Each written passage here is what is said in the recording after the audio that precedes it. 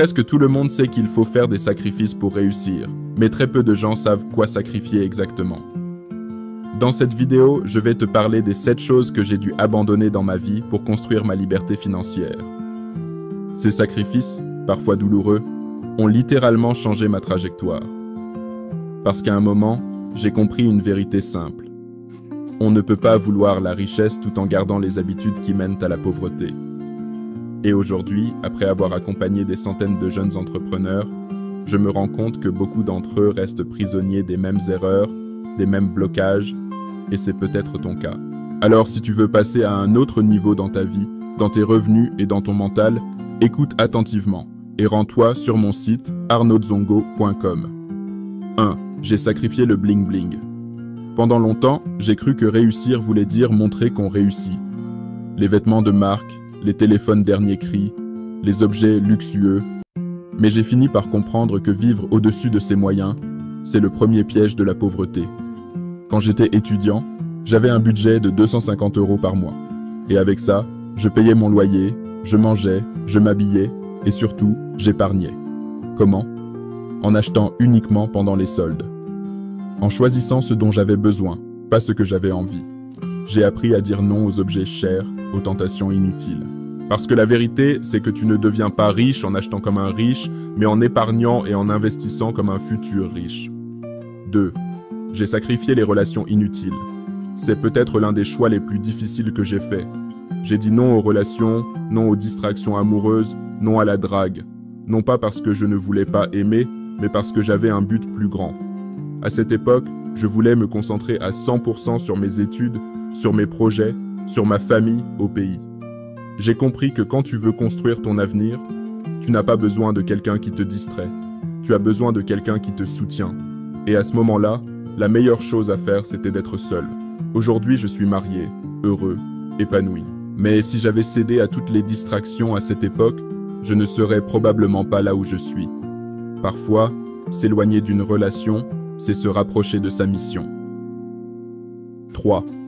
J'ai sacrifié les boîtes de nuit et les soirées. Je n'ai jamais mis les pieds dans une boîte de nuit, ni en France, ni ailleurs.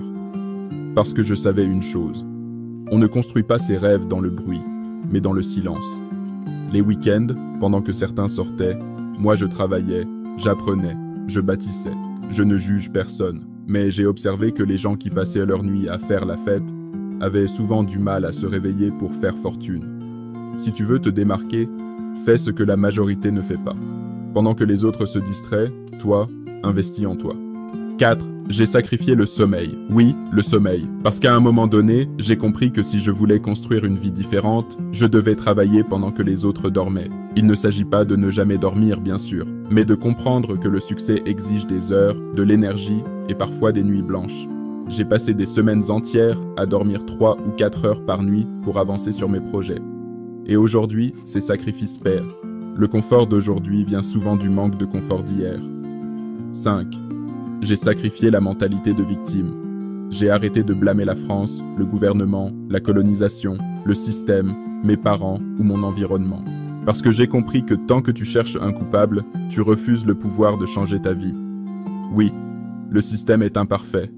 Oui, le monde est injuste. Mais malgré tout ça, tu restes responsable de tes choix. À partir du moment où j'ai accepté d'être le seul responsable de mes résultats, tout a changé. Je me suis mise à agir, à créer, à chercher des solutions. Et c'est là que j'ai commencé à voir des résultats concrets. 6. J'ai sacrifié l'impatience. On vit dans une génération micro-ondes. On veut tout de suite. Mais la réussite ne se prépare pas en 2 minutes. Elle se cuisine lentement, avec patience, discipline et endurance. Aliko Dangote, l'homme le plus riche d'Afrique, a mis plus de 30 ans avant d'arriver là où il est aujourd'hui. 30 ans de travail, de patience et de vision. Si tu veux réussir, tu dois comprendre que les graines du succès prennent du temps à pousser. Continue d'arroser, même quand rien ne sort encore de terre. 7. J'ai sacrifié la facilité. La dernière chose que j'ai abandonnée, c'est la mentalité de la facilité. Beaucoup veulent les résultats, sans les efforts. Beaucoup veulent les trophées, sans courir la course. Mais tout ce qui a de la valeur demande un prix. Une entreprise solide, Une relation stable, une santé durable, tout passe par l'effort, la persévérance et la douleur.